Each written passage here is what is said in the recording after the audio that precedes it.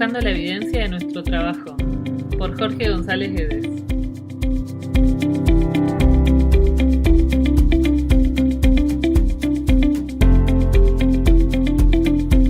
Hola a todos, gracias por escuchar este nuevo capítulo de Shocksport Podcast. Recuerden que me encuentran en Instagram como @Shocksport. En cada capítulo del podcast podrán encontrar temas del ámbito del entrenamiento, todos basados en evidencia y que conversamos con entrenadores que los llevan a la práctica a diario y en nuestro idioma. Hoy es el turno de Ezequiel Costa, lo encuentran en Instagram como @scoach. Él es profesor de educación física, entrenador de levantamiento olímpico de pesas, entrenador de fuerza certificado en La Habana y muy conocido entrenador de powerlifting en Argentina. Nuestro primer análisis técnico será sobre el estudio electromiográfico, donde se analizan las diferencias entre el peso muerto sumo y el peso muerto convencional que hizo Rafael Escamilla y sus colaboradores del Laboratorio de Rendimiento Humano de la Universidad de Duke. Que lo disfruten. Hola a todos, en los anteriores podcasts venimos hablando un poco de detalles que hacen a las pautas de entrenamiento, como la liberación miofacial con Jair, la movilidad, el patrón respiratorio con Nico, y aunque no podemos escapar a hablar de esos temas, tampoco podemos escapar a hablar de la técnica de ejecución de algunos ejercicios. Es parte de la conformación de una sesión de entrenamiento y al menos de los 4, como digo yo, fantásticos: sentadilla, el press, la dominada, y lo que en esta oportunidad nos juntamos a hablar con quien yo considero que tengo el lujo de hacerlo, ya que es amigo, que es Ezequiel Costa. Así que hola Ezequiel, ¿cómo andás? Hola Jorge, ¿cómo estás? Bien, la verdad que entusiasmado y con ganas de aportar algo. De algo que nosotros hemos hablado en cenas reiteradamente acerca de este ejercicio, esta técnica que vamos a hablar hoy. Tan Sí, controversial, ¿no? sí, justamente iba a tocar eso, que a ver, el peso muerto en general, en sus distintas variantes, incluso genera, yo como resumí, 3 puntos. El primero, que en general es algo que la gente no es muy fanática, entonces no lo usa demasiado. Lo cual me parece prudente, porque si esto no lo vivencias desde la práctica y el haber levantado, sentirte bajo carga en esto, es complejo que lo puedas enseñar. Y después, que hay poco conocimiento sobre lo que serían las variables y que indistintamente se usa el peso muerto convencional como el despegue, y son 2 cosas absolutamente diferentes. Y como la excusa un poco de estos laburos, o de estos, perdón, a los que no son de Argentina que dije laburos, pero es trabajos para realizar en el entrenamiento, todas estas variables en general generan confusión. Lo que queríamos era aclarar un poco todo esto y lo vamos a hacer como desmenuzándolo.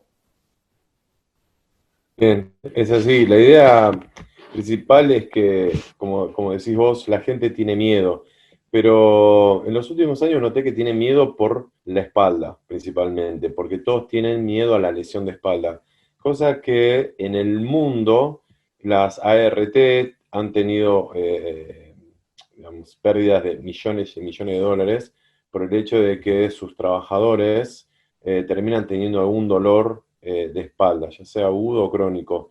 Y el 80% de la población mundial seguramente va a pasar en un momento por un dolor de espalda, cualquiera fuere su índole, ¿no? Entonces, por ahí hacer un peso muerto es como decir, yo no quiero tener un dolor de espalda, prefiero evitar todo esto y no hacerlo directamente. Pero creo que hoy por hoy ya se está utilizando el peso muerto para la rehabilitación de columna, dolencias, y se está abriendo una gama de posibilidades también en el deporte. Qué peso muerto y sus variantes se usa para cuál o tal deporte, y también cómo manejar. Hay variantes, hay más entrenadores con más conocimiento y creo que de a poco la gente le va a perder el miedo, pero le tiene que perder el miedo al poder levantar algo pesado del piso. Y cuando digo algo pesado no hablo de 500 kilos, hablo de algo que puedas levantar vos con tu propia fuerza, ya sean 10, 20 kilos, 100, 140, lo que sea. Sí, la verdad que tocaste un punto interesante respecto de eso. Los ingleses tienen muchos estudios muy interesantes respecto de levantar peso desde el piso y todo el trabajo de las hernias. Y hoy respecto de algo que yo digo en los cursos, tiene que ver con estos fenómenos de tensión a los cuales nosotros nos vamos a hacer referencia hoy y que vengo hablando en todos los entrenamientos. ¿Por qué? Porque indudablemente el levantar peso es orientar la atención a una determinada acción puntual. En este caso va a ser levantarla del piso. Y lo que se ha visto es que desde que nosotros, a mí me gusta mucho la filogenia, el origen del movimiento del hombre, y desde que nosotros nos pusimos de pie, indudablemente una de las zonas de mayor tensión pasó a ser la famosa hernia de L3, L4, L4, L5, cuando en realidad eso se está viendo en la investigación de que ese proceso de herniación o ese proceso de protusión o incluso de tensión tiene un origen en cuando nosotros nos pusimos de pie de niño. O sea, no es algo que es, uy, tengo una hernia y no puedo hacer más determinada cosa, sino que esa tensión que tenemos equilibrada se va deteriorando con el tiempo y llega un momento que nosotros de realizar mal la técnica o la ejecución o de no realizarla, terminamos al final con una lesión para lo cual estábamos perfectamente preparados. Sí, mira, en realidad, como decís vos, podés lesionarte sin hacer nada, o sea, estando todo el tiempo sentado, sin actividad, y eso es así. Y después también tenés factores de riesgo cuando uno ya va a tocar kilos más grandes o cuando uno es competidor, quizás tiene un poco más altos los riesgos. ¿Por qué? Porque es ahí donde decís vos, ¿no? Yo cada vez que hago un curso, una charla, pregunto en la parte de despegue quiénes tienen dolores lumbares y el 70% de los chicos tiene dolores o tiene hernia en donde vos decís, cuarta y quinta lumbar, esa es fija, donde todos tienen. ¿Pero por qué? Porque quizás hicieron un press militar parado con la espalda muy hiperextendida o un peso muerto que en algún momento venía fallando la espalda y no estaba bien la técnica y la espalda se doblaba. Entonces son dos momentos en los cuales podés hiperextender con peso la columna, o sea, que se pierda la posición neutra, y la flexión excesiva con carga. Si esta carga nosotros la levantamos en forma segmentada y seguramente, no digo en la primera sesión, pero la sumatoria, como vos decís, la suma de trabajo y la suma de tensiones y demás, pueden llevar a una hernia. Cosa que si vos tenés una hernia, mira, yo he tenido alumnas en gimnasios convencionales que me decían, mira, hace un mes que no vengo porque quise correr la ladera o quise levantar un sofá o correr algo y me agarró una hernia, me salió una hernia de la nada, porque hay mucha debilidad, no hay masa muscular en la zona. Entonces, la idea es poner masa muscular, que una persona inactiva empiece a moverse para generar tensión y que ese problema, esa hernia, ese disco que está lesionado se pueda proteger. Porque hace unos más de 6 7 años atrás, muchos médicos te decían, bueno, ahora hay que operar. Y hoy por hoy, la mayoría de las hernias o las protusiones no se operan, a menos que sea un caso muy extremo. Pero hoy por hoy, al año, año y pico, si vos entrenás y tenés una metodología junto a tu kinesiólogo y tu entrenador, la cosa se puede ir resolviendo progresivamente y solo se va acomodando. Claro. Para el que escucha por primera vez el podcast o nos viene acompañando, en general la idea de este podcast es aportar en nuestro idioma algo de material de actualidad. Y actualidad no me refiero a que haya salido ayer, sino de actualidad de cosas que la ciencia ha probado sobre la práctica cotidiana que nosotros tenemos. Entonces le doy la opción al invitado que elija un estudio en particular y que el tema vaya un poco naturalizado con algo que, en general, si Ezequiel en este caso eligió este tema, es porque indudablemente a él le llamó mucho la atención en un determinado punto y que lo ha estudiado a fondo. Por eso lo estoy consultando con él. En este caso, la excusa es un estudio que le vamos a adjuntar de Escamilla y colaboradores, en donde también hizo una revisión de otros estudios.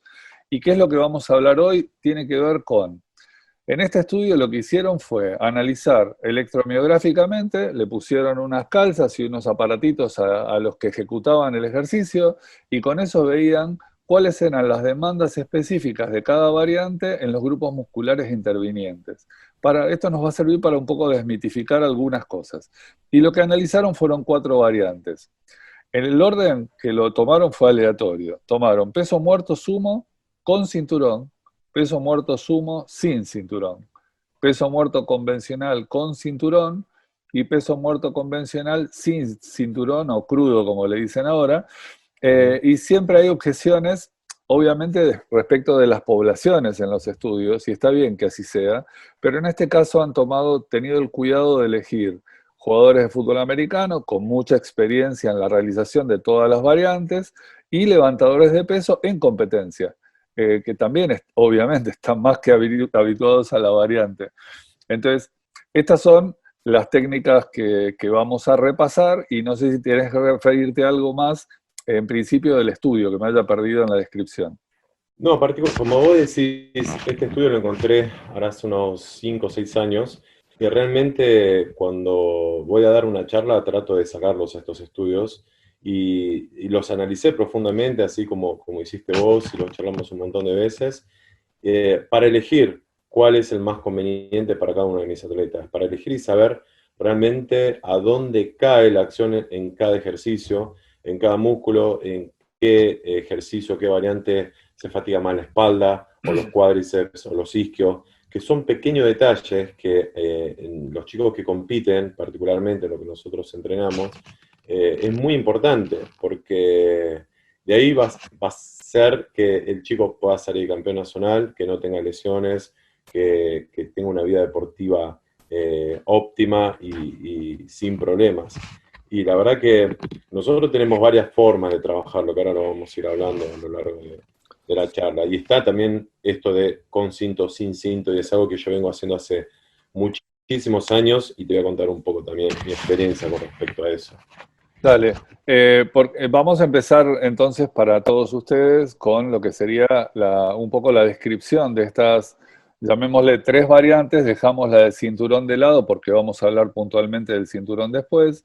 Entonces, dentro de esas variantes, trataremos en lo que ustedes escuchen, como esto es un proceso de sensaciones, como hablábamos hoy con Ezequiel, vamos a tratar de describir, así que cierren los ojos y imaginen lo que nosotros vamos a ir describiendo respecto de estas variables. Entonces, lo primero que vamos a hablar es del peso muerto convencional. Básicamente estamos hablando de la técnica. Entonces, ¿cuáles son los fundamentos principales técnicos de un peso muerto convencional? Bien, particularmente siempre se habla un poco de retracción escapular, y eso creo que no tiene que escapar a esta explicación.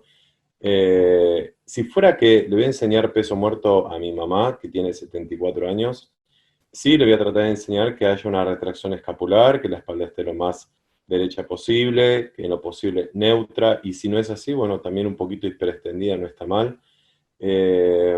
Una variable en la cual ella pueda extender la cadera. Lo que nosotros buscamos también en la enseñanza, en la metodología, es que pueda hacer una fracción o una porción del movimiento. Entonces yo le pondría a mi mamá, por ejemplo, una barra a la altura de las rodillas.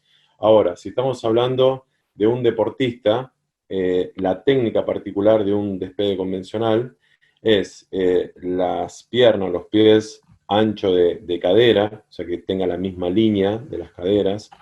La toma puede ser palmar, puede ser mixta, puede ser de gancho, puede ser mixta de gancho. Yo tengo atletas que tienen el agarre mixto, o sea, una mano hacia adentro y otra hacia afuera, con agarre de gancho. El agarre de gancho es me abrazo el dedo gordo con la barra. Es muy de levantamiento olímpico, que hoy por hoy se está utilizando un montón.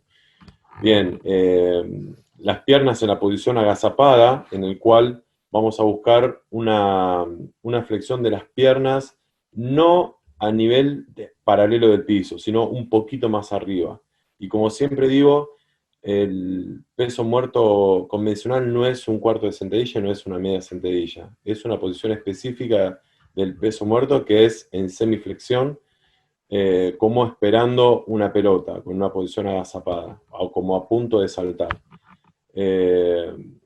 De ahí la posición de los hombros queda ligeramente por adelante de la barra.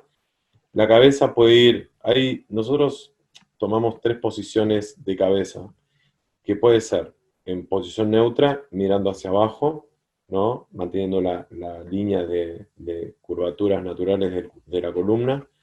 Puede ser ligeramente hacia arriba, tensando un poquito más la espalda. Y si no, va a empezar en una posición que va a ser más dinámica, va a empezar mirando hacia abajo y a medida que se va levantando el peso muerto, se va levantando la cabeza también. Entonces, en esa posición de sentado, apoyando toda la planta del pie, tratando de empujar con toda la planta del pie, nosotros vamos a empujar con las rodillas hacia afuera, tratando de tensar el glúteo medio. Entonces va a ser toda una zona de tensión y en el inicio del movimiento lo que vamos a lograr o vamos a tratar de hacer es tratar de sentarnos con la tensión en la barra. Entonces la idea es hacer fuerza constantemente en la barra hasta empezar el movimiento en los cuales yo tengo que ver de afuera que el alumno mueva cadera, hombros y barra al mismo tiempo. No se puede levantar la cadera primero, ni se puede levantar la barra primero, ni mover los hombros. Tiene que ser todo compacto, cadera, hombro y barra al mismo tiempo. Eso es lo que tiene que ver el entrenador desde afuera. Y tiene que tener también en el recorrido, en el total del recorrido, tiene que tener una coordinación. ¿Qué quiero decir con esto? Que cada fase tiene una posición de la barra. Por ejemplo, cuando la barra llega a las rodillas, las tibias tienen que quedar perpendiculares. Entonces, si las tibias en ese momento, cuando la barra llega a la rodilla, las tibias no están perpendiculares, hay algo que empezó mal.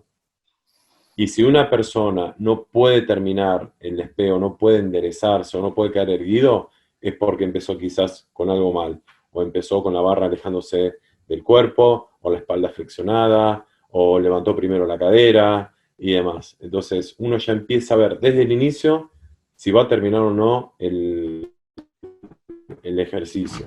Esos son a grandes rasgos digamos, la forma técnica de verlo, ¿no? Después cada uno va a tener una posición, o más arriba o más abajo, dependiendo de las longitudes de cada uno. Claro, el tema te iba justamente a decir eso. Muchas veces, dentro de lo que a mí me toca, que es el deporte y de distintas disciplinas, muchas veces los deportistas no tienen por ahí los rangos de movimiento suficientes como para despegar desde el piso. Entonces por ahí se hacen despegues desde un poco de una altura mayor, como vos decís, de tu mamá, no tanto de las rodillas, porque es cierto, el punto crucial, que es el paso por las rodillas, es justo el punto que más alejada está esa L3, L4 que hablábamos de la barra. Entonces es el punto álgido y es cierto, si eso no empieza bien, ese punto va a ser difícil de superar. Sí, y ese punto se toma como punto de fricción. Hay 2 puntos de fricción. ¿Qué significa el punto de fricción? O el sticking point, como le dicen los yankees. Es el punto más débil quizás. Y el peso muerto tiene particularmente 2 puntos débiles. Por ejemplo, en el convencional tiene la salida o la altura de las rodillas. Y tenemos un punto más débil, que si realmente tenemos este punto débil, realmente no vamos a poder levantar nada, que son las manos, es el agarre. Claro. Si yo, digamos, el eslabón más débil de un despegue es el agarre. Y después viene, bueno, el trabajo de espalda. Pero... Ahí discúlpame que te interrumpo para que no se nos mezcle en la cabeza de los que escuchan, porque para nosotros es natural por ahí decir el despegue o peso muerto, pero sabemos a qué nos estamos refiriendo, pero como en este caso en el estudio estamos diferenciando el peso muerto convencional del despegue y el peso muerto sumo, pongámosle, vayamos unificando el criterio de charla después. En los detalles más técnicos o más fluidos lo hacemos al final. Para no irnos en el tiempo, porque hay muchas cosas interesantes, te interrumpí para decir, bueno, metámonos un poco en algo que es bien diferente, por ahí en un punto, que es el peso muerto sumo. Entonces, obviamente, una aclaración es que peso muerto le decimos algo que estamos levantando muerto desde el piso. Sí. Entonces, no estamos hablando de un peso muerto rumano, no nos confundamos. Es un peso muerto convencional, sumo y despegue. Siempre la estamos despegando del piso. Te dejo con el peso muerto sumo. Bien, bueno, el peso muerto sumo no es para todos, no es para todos. ¿Por qué? Porque, digamos, también hay investigadores que hicieron una tabla, ¿no? En relación a las medidas antropométricas, y la tabla dice que según, bueno, si tenés las piernas más largas, el torso más corto, los brazos más largos o más cortos, o el torso largo y las piernas cortas y demás, va a depender de que vos hagas o un ejercicio o el otro, o convencional o sumo. Bueno, pero en este caso, nosotros como experiencia, nosotros vamos probando en el alumno uno u otro. Entonces, va a depender mucho de la comodidad y de la flexibilidad. A vos te puede gustar mucho el peso muerto sumo, pero no te da la flexibilidad, la movilidad de cadera y no la vas a poder hacer. A mí, por mis medidas antropométricas, yo mido unos 90 y pico y tengo las piernas largas y demás, o sea, me iría mejor el peso muerto sumo, pero a mí me gusta mucho más el peso muerto convencional. Entonces, en ese caso es muy individual la cosa. Y hablando del peso muerto sumo a nivel técnico, las piernas tienen que ir lo más abiertas posible, pero que te sientas cómodo, por ejemplo. Después, la barra tiene que ir bien pegada a las tibias, bien pegada, por eso muchos chicos se lastiman las tibias porque tratan de pegar la barra bien a las tibias, ¿para qué? Para acercar el peso al centro de gravedad del cuerpo. Entonces, ¿para esto qué va a pasar? No solamente voy a acercar la barra a las tibias o a acercarlo al centro del cuerpo, sino que mi cadera va a tratar de acercarse lo más posible a la barra. O sea que mis piernas no solamente van a estar separadas, sino que van a estar rotadas hacia afuera, o sea, las rodillas van a estar empujando hacia afuera también en torque externo. El torque es la rotación externa de los miembros, y las puntas de los pies van a estar a 30 grados aproximadamente, 30 a 35 grados. Entonces voy a tratar de empujar, no solamente abrir las piernas, sino empujar la cadera hacia adelante, los hombros van a ir en la misma línea de la barra, y las piernas no van a quedar paralelas al piso, tampoco, igual al convencional. Van a ir 2 o 3 centímetros un poquito más arriba. O sea, nosotros tenemos que ir buscando la posición más cómoda para nosotros. Por ahí de afuera te veo que estás bien, técnicamente te veo bien, pero vos por ahí no te sentís cómodo. Entonces tenés que ir buscando y tenés que ir acomodándote ángulo a ángulo en posición.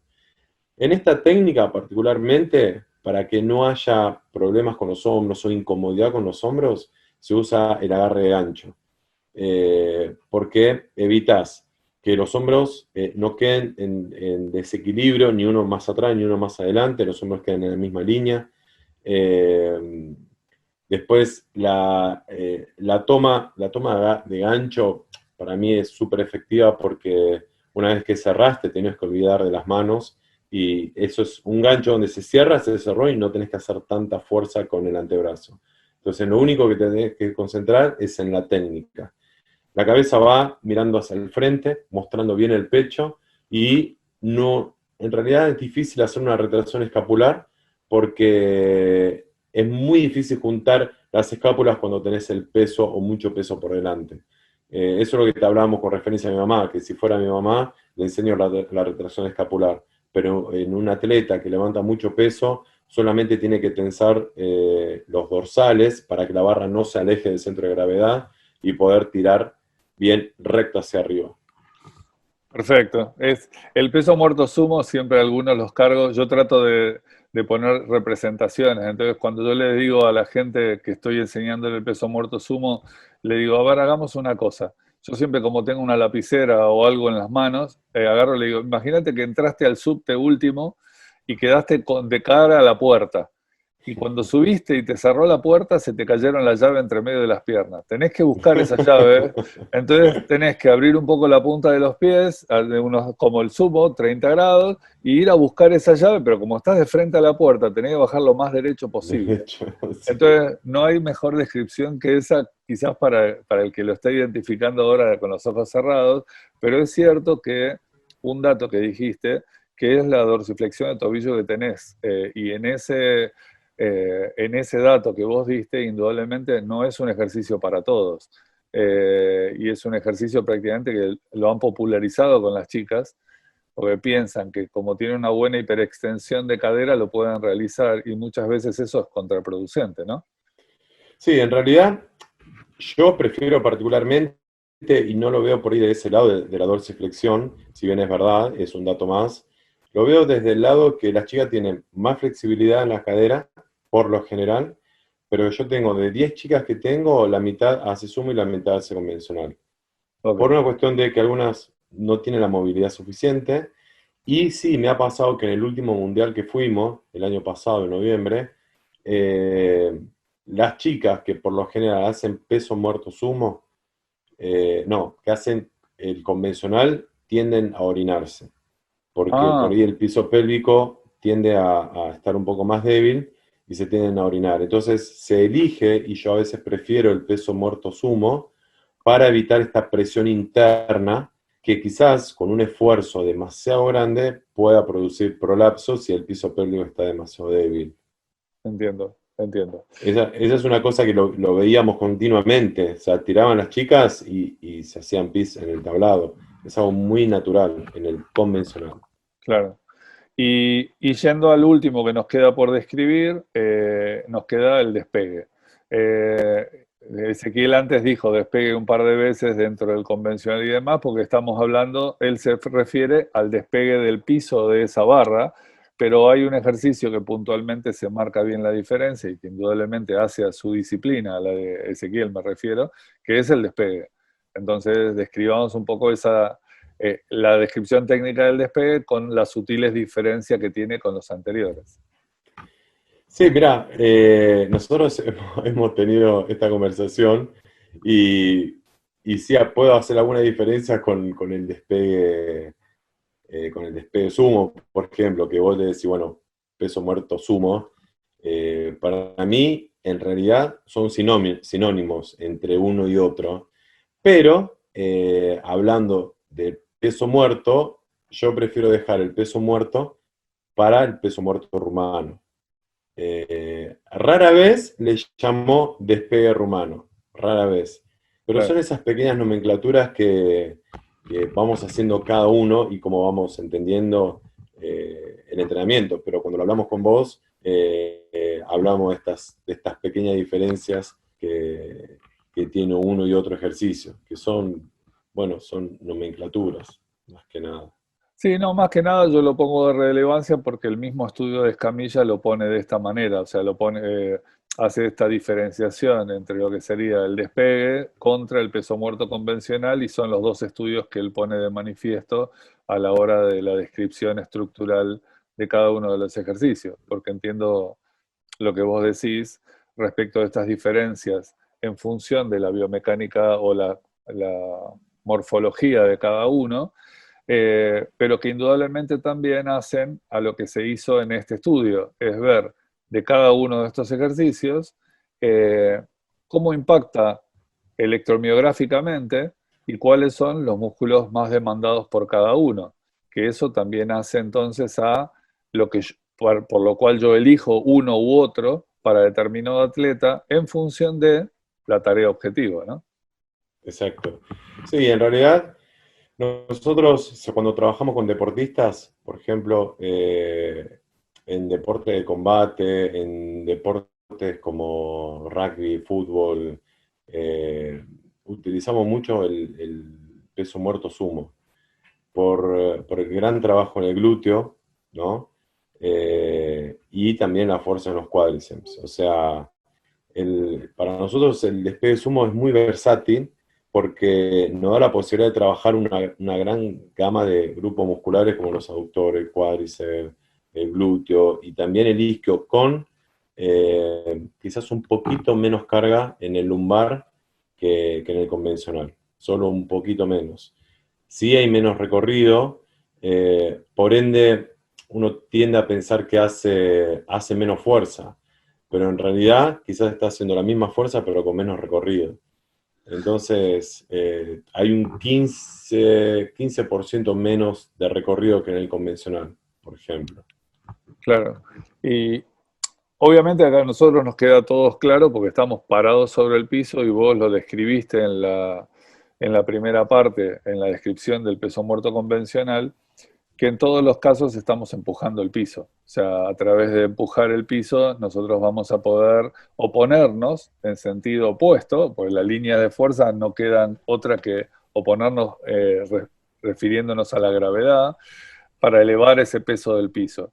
Ahora, en algún momento me pareció a mí, que tengo la experiencia de haberlo realizado, una descripción interesante, la que plantea Michael Boyle respecto de la dominancia de cadera, dominancia de rodilla en la acción para diferenciar la sentadilla de lo que sería un empuje de piernas del peso muerto, de lo que sería por oposición una tracción de caderas. ¿Tenés alguna posición al respecto de eso en función de esta descripción? Y lo he hablado con varios entrenadores y nosotros tratamos de que en el despegue convencional o el peso muerto convencional sea o empiece el movimiento con los cuádriceps, por ejemplo. Cosas que por ahí en los torneos es cuando se pierde un poco esa técnica y se tiende, y parecería que se tiende a hacer más de dominancia de cadera. En el peso muerto sumo sí lo veríamos más como un trabajo híbrido entre cadera y rodilla.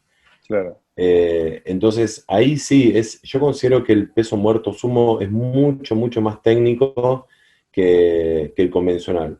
Y vos decís, ¿pero qué convencional entonces no sería técnico? ¿Qué cosas no serían técnicas? No, tiene que ser técnico para poder levantar el peso lo más técnico posible. Pero si, por ejemplo, en el peso muerto sumo, vos extendés las piernas de antemano, el peso de la espalda no lo va a poder levantar. O sea, si Claro. apenas empezás a empujar, levantaste las caderas, no vas a poder salir del piso, no lo vas a poder despegar. Entonces, la posición estática tiene que ser muy, muy estática. O sea, la fuerza estática tuya de salida tiene que ser muy fuerte para poder despegar la barra con los cuádriceps primeramente. Pero en el convencional es diferente, porque si la barra no tiende a despegar con los cuádriceps, vas a levantar un poco la cadera para empezar a salir con cadera más que nada en el convencional. Claro, Pero si en el sumo haces eso, no lo podés sacar del piso claro, directamente. Por eso nosotros, cuando entrenamos la posición inicial de forma isométrica. En sí, el sumo solamente.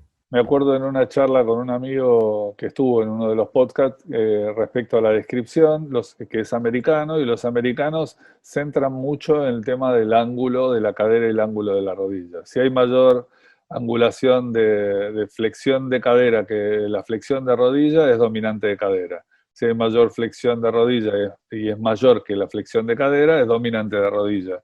Entonces lo consideran más para un lado y el otro, y me pareció una descripción piola. Lo que pasa Bueno, que te queda el sumo y algunos convencionales como híbridos. Te quedan sí. en el medio, como puede ser un trap bar o lo que puede ser el mismo sumo, ¿no? Eh, Me gusta esa descripción, me gusta esa cuestión de ir hilando fino con los ángulos, está bueno. claro, porque eso hace un poco a esta descripción que planteaba Michael Boyle, que yo creo que la planteaba desde ese lugar, es bien gringa, bien, bien americana. Pero indudablemente, volviendo, o sea, dijimos que iremos eligiendo el peso muerto que se adapte al objetivo que tenemos que tener y al atleta que nosotros tenemos. O sea, ese medio es el que aporta el entrenador. Y acá habla un poco McGillan, Wilson Koleski, algunos de los que hicieron estos estudios biomecánicos, sobre la sensibilidad de estas diferencias cinemáticas o cinéticas de la realización de uno u otro.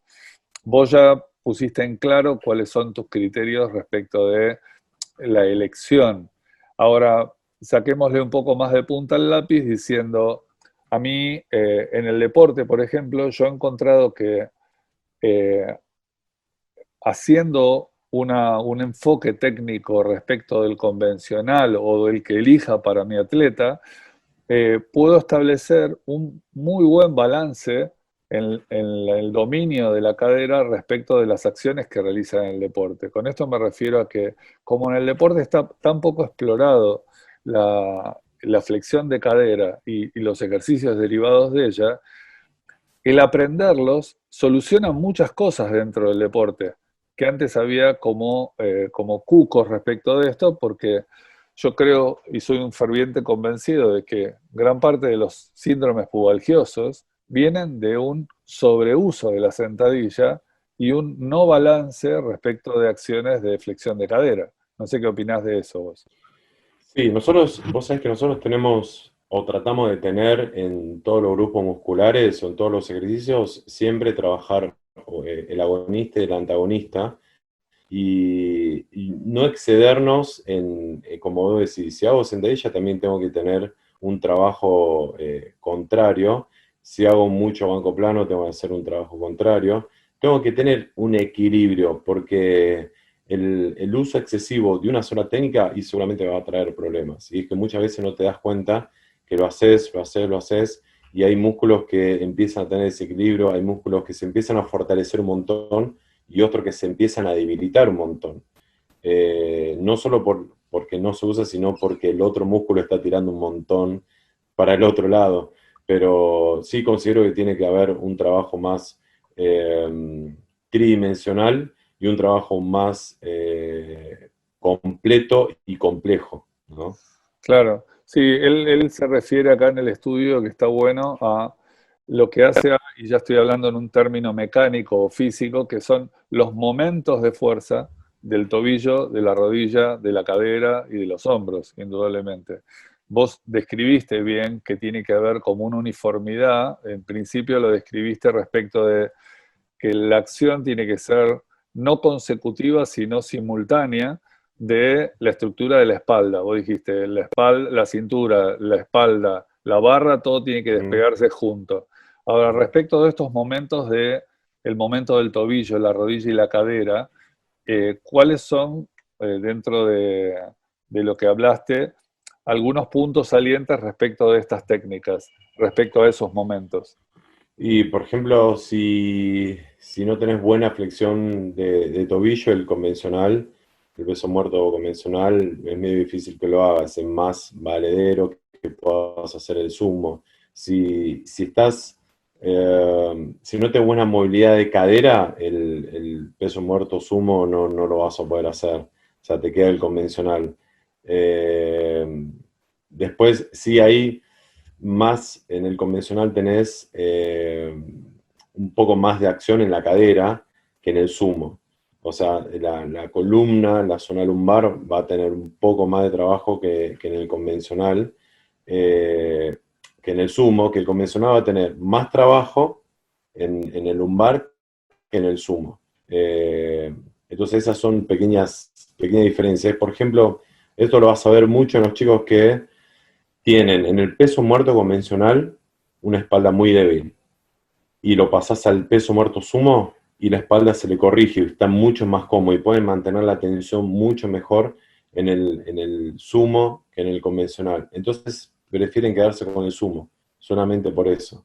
Y a mí también me gusta verlos así, con una espalda un poco más estable o firme en esa postura que es un poco más erguida, ¿no? La posición del sumo.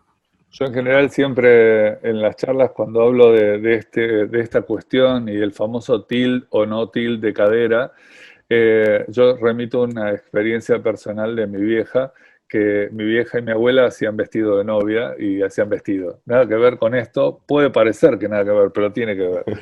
Y, y yo digo, la cadera tiene una determinada tensión o tamaño que es bastante grande, entonces la cadera, ¿por qué lo relaciono con los vestidos? Mi vieja cuando venía una señora y el vestido se le caía de un lado, porque el hombro por ahí lo tenía más arriba y demás, con un elástico lo que hacía era corregir esa cosa que se veía desbalanceada, y ese elástico más tenso generaba una tensión en la tela y equilibraba la visión, o sea, yo lo veía el vestido equilibrado, pese a que abajo el hombro estaba desequilibrado. Entonces, Increíble. tomando el concepto del elástico, yo creo que la cadera es una poderosa zona de acción que tiene un elástico muy grueso.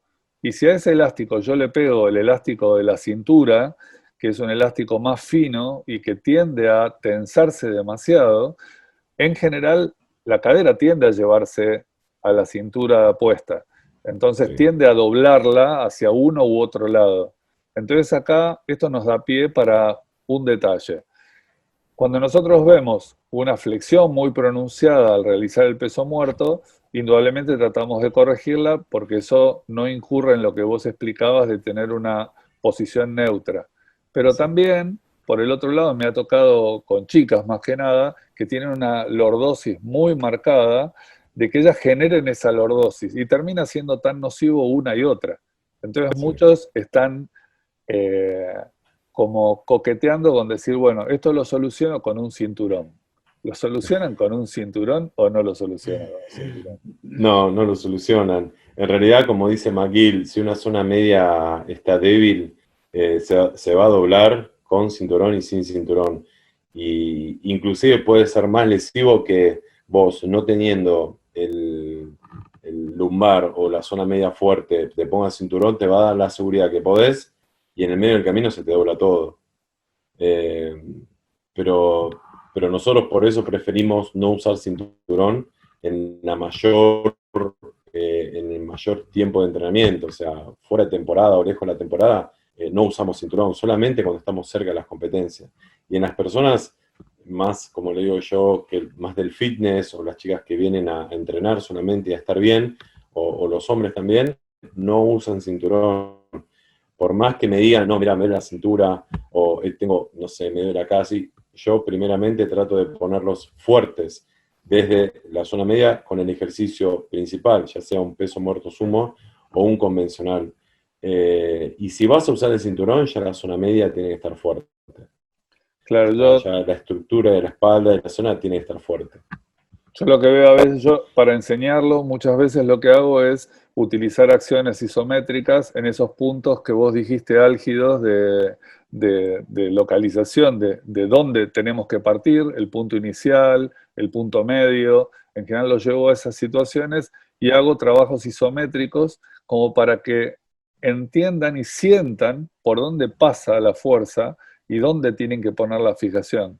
Porque, por ejemplo, en ese punto álgido que era pasar por las rodillas en un convencional, si en ese lugar no pueden realizar un isométrico de máxima tensión sin que la zona media colapse, ellos están preparados como para poder dar un paso adelante.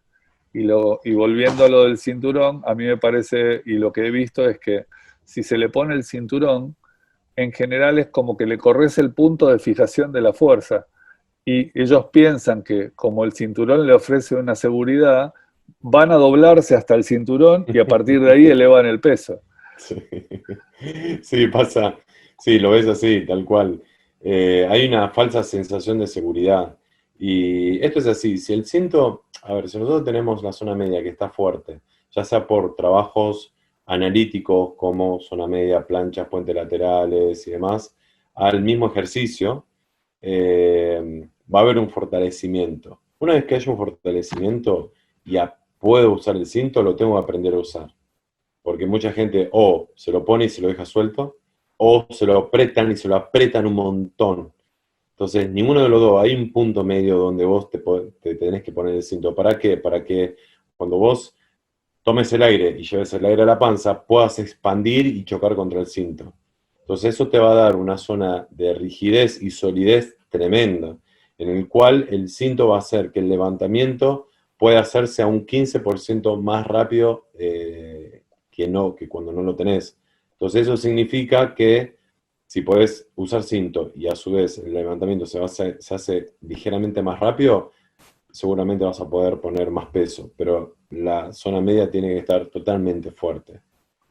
Totalmente. O sea, para que le quede claro al que está escuchando, la esencia del cinto, más que proteger la columna para que no se rompa en 20 pedazos, es justamente ofrecer un punto de referencia, digamos, de cómo utilizar la presión interabdominal como un resguardo hacia la estabilidad de la zona media que necesito para elevar ese peso. ¿Dije bien? Sí, En resumen. exacto, tal cual. Sí, sí, de hecho, mira, si le pones un cinto a la gente y aprende a usar el cinto, no le gusta mucho. ¿Por qué? Porque siente una sensación interna y una presión interna que sienten hasta calor en la cara, sienten que se ahogan. Entonces es una sensación fea, entonces prefieren no usar cinto y, y hacer el ejercicio natural. Hay un levantador de pesas que falleció hace un año, que era uno de los tipos más fuertes del mundo, y él hacía los pesos muertos con más de 400 kilos sin cinto. Y él salía y se señalaba la panza y decía, este es mi cinto, gritaba. This is my belt, this is my belt. Entonces, él entendía que la zona media era todo, y fíjate que hay tipos que movían muchísimos kilos sin cinto y la espalda estaba súper sana. Entonces, por ahí el tema del culturismo, con el tema del cinto y llevarlo para todos los ejercicios, por ahí hay que desmistificarlo un poco y que la gente aprenda a controlar el cuerpo y aprenda a hacer cada uno de los ejercicios. No sé si lo habíamos charlado y por ahí no está en este estudio, pero es algo interesante. A mí, que yo soy un fiel seguidor del hombre más fuerte del mundo y de todas las locuras que hacen estos flacos, en un determinado momento yo vi, y me traté de documentar en eso, que no solo que iban en crudo sin cinto, sino que también iban en patas. O sea, desistieron un poco de hecho, en Estados Unidos me compré mis medias de peso muerto, que ellos te las venden con un antideslizante abajo y todo. Pero por la curiosidad me fui con un amigo del CENAR, que es el que hace ortopedia, Marcelo Giroldi, y me llevé a uno de mis atletas mejor entrenados en peso muerto y lo que hicimos fue, sobre la plataforma que hacen para análisis de plantillas, él se fue con sus zapatos de levantamiento, hicimos peso muerto convencional, con su peso corporal, como para poner un estándar, con zapatos y sin zapatos. Y ahí me di cuenta que, claro, con zapatos, lo que sería el centro de masa, para que entiendan el centro de gravedad, indudablemente pónganse en la posición inicial de un peso muerto, y ahí eso tiene un centro de gravedad que va a pasar por el centro de las líneas de fuerza. El centro de masa es lo que está alejado de ese punto que está en el piso, y con los zapatos estaba casi un 20% por delante del centro de masa que sin el zapato. Entonces ahí entendí por qué fue el salto cualitativo que tuvieron estos tipos a empezar a levantar pesos que antes no se podían levantar. Exacto, es así como decís. Hoy por hoy, la idea ya hace muchos años, hay algunos que todavía siguen tirando con zapatos de levantamiento, pero es un error porque de verdad, pues ya la cadera sale ligeramente más levantada. Entonces todos, inclusive en el gimnasio mío y demás, yo particularmente también hago peso muerto descalzo, ya sea o con zapatillas chatitas, lo que nosotros llamamos las Converse o las All Stars. Y sí, la idea es tratar, inclusive hay algunos levantadores que te enseñan como forma metodológica a sentarte sobre los talones, ¿no? Que por ahí a algunos les sirve, a otros no, pero algunos dicen que para que sientas el trabajo de empuje, te dicen, bueno, sentate sobre los talones y levanta. Y te obligan a sentarte un poquito más y a entender cómo es de una forma diferente la mecánica del peso muerto convencional. Entiendo. Y acá me da pie a lo siguiente. Como hablamos de cinturones, hablamos de esto que como formas de resguardar o tomar un punto de referencia para estabilizar bien la espalda a la hora de empezar a levantar el peso, indudablemente yo no sé si vos hacés o recomendás hacer algunos ejercicios tipo como preactivadores. Yo muchas veces para que identifiquen a quienes tienen problemática en entender la fijación de la zona media o entender la tensión que tienen que generar en los glúteos, yo le hago hacer por ahí un puente glúteo antes o una plancha antes, como para que internalicen y fijen el concepto de qué es lo que tienen que realizar a la hora de realizar la acción del peso muerto. ¿Solés hacer ese tipo de cosas? Sí, sí, total. Nosotros por lo general, como ya venimos de la entrada en calor desde la sentadilla, con un trabajo interesante o importante en la sentadilla, ya prácticamente los mismos músculos están activados o preactivados. Pero si vamos, a veces tenemos el peso muerto solo, bueno, o lo hacemos primero, entonces sí, hago un trabajo de activación. Inclusive los chicos, después de hacer sentadilla, los que tienen que hacer peso muerto sumo, hacen todo un trabajo de movilidad previo, como si no hubieran hecho nada. Porque las caderas están en una posición que están como parecían como fría.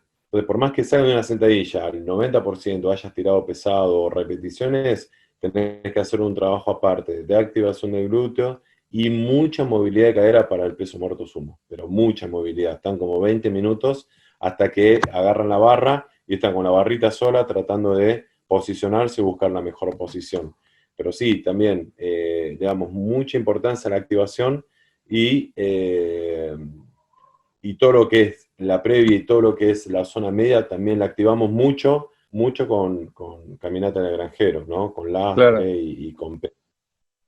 Sí, eso es un poco, la otra vez un amigo común había posteado que no, él no realizaba tanto el tema de la caminata de granjero y esto trae a cuento de que esta caminata de granjero que nosotros proponemos junto a Jerónimo y que yo había visto hace tantos años por Dan John en Estados Unidos, la verdad que es un muy buen activador para esto y un muy buen complemento para realizar estas acciones de peso muerto.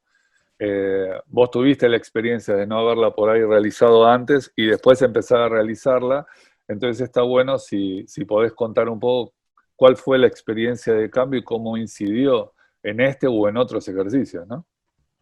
No, particularmente, la verdad que yo lo empecé a hacer por una cuestión de una pequeña lesión que tuve, 3 episodios de pinzamiento de nervio ciático, y bueno, en su momento yo lo conocí a Jerónimo Milo, y Jerónimo me dijo, bueno, agarrá una pesa de un lado, ponete derecho y caminá 4 o 5 veces para cada lado, y esos pequeños micro movimientos que yo tenía que sentía en la zona lumbar, se empezaron a ir, y a medida que se empezó a ir esa pequeña movilidad que yo tenía en la zona media, se empezaron a ir los dolores también.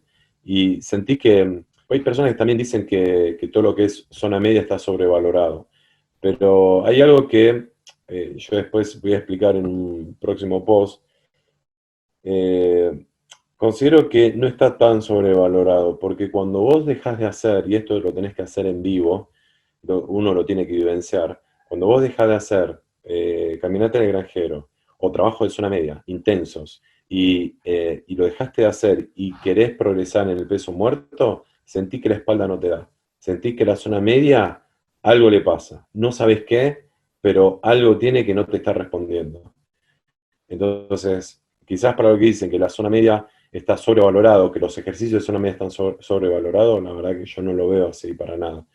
Porque lo viví en experiencia propia cuando competía, que cuando dejaba de hacer trabajo que en su momento, hace muchos años atrás, hacía los famosos crunch y flexiones con peso tras la nuca, los twists soviéticos, los famosos twists soviéticos, si yo los dejaba de hacer, mi peso muerto no estaba tan bien. Y no podía levantar el peso tan cómodamente como lo estaba acostumbrado a hacer.